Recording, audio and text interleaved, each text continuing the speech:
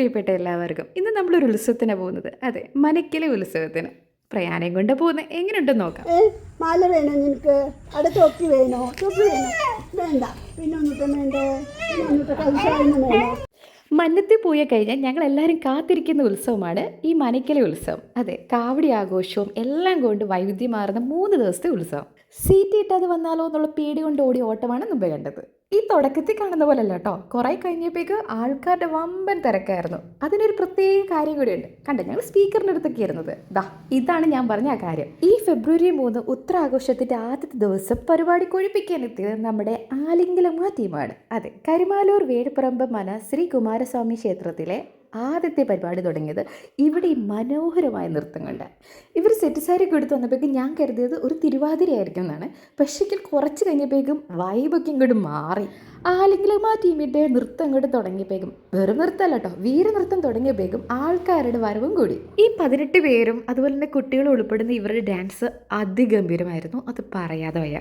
പ്രയാൻ കണ്ടോ, തുടക്കത്തിൽ ചിരിച്ചിരിപ്പുണ്ട് കേട്ടോ. ഇനി കുറേ കഴിയുമ്പോഴേക്ക് പുള്ളിയുടെ സ്വഭാവമൊക്കെ മാറി കരച്ചിൽ തുടങ്ങി. അച്ഛൻ വന്ന് പ്രയാനെ കൂട്ടിക്കൊണ്ടുപോയി. അല്ലെങ്കിൽ ജഗ് പരിപാടി കാണാൻ പറ്റില്ല. ഞാൻ പറഞ്ഞില്ലേ, ഡാൻസിൻ്റെ സ്റ്റെപ്സിൻ്റെ സ്പീഡ് കൂടുന്നതിനനുസരിച്ചിട്ട് ഇവരുടെ എനർജിയും കൂടി വന്ന്. അതുപോലെ തന്നെ കാണികളുടെ എത്ര മനോഹരമായിട്ടാണ് ഇവർ ഡാൻസ് ചെയ്യുന്നത്. ഇവർ വേറൊരു കാര്യം ആലോചിച്ചിട്ട് ഞാൻ തന്നെ ഞെട്ടിപ്പോയി. ഈ 2-3 മണിക്കൂറൊക്കെ ഇത്ര സ്പീഡിൽ, അതും ഇടയ്ക്ക് 2-3 പ്രാവശ്യം ഒരു റെസ്റ്റ് ചെയ്തിട്ടുണ്ടായിരുന്നു കേട്ടോ.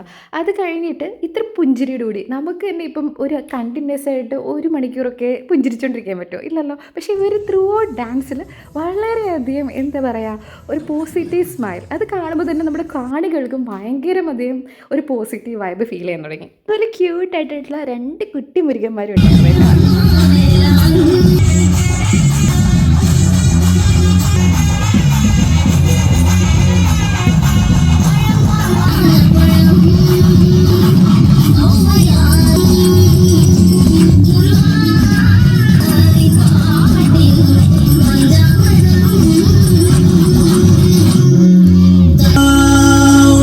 പ്രോപ്പർട്ടീസ് ഉപയോഗിച്ച് എത്ര മനോഹരമായിട്ട്, എത്ര ഓർഗനൈസ്ഡ് ആയിട്ടാണ് ഇവർ ഡാൻസ് കളിക്കുന്നതെന്ന് നമ്മൾ ആലോചിച്ചു പോകും.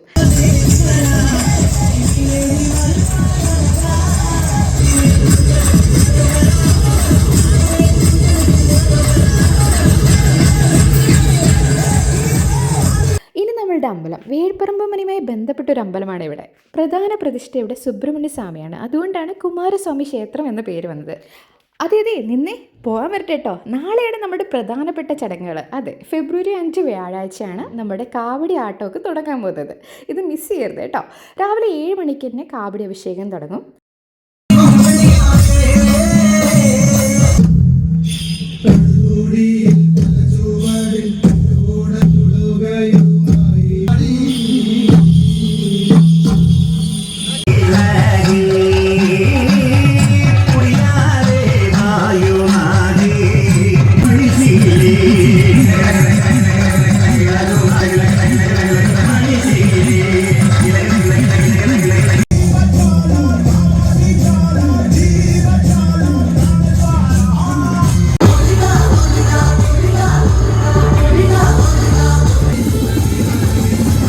കാവടിയാട്ടം കാണാൻ എത്തിക്കോളൂ കേട്ടോ. Tata, bye, take care.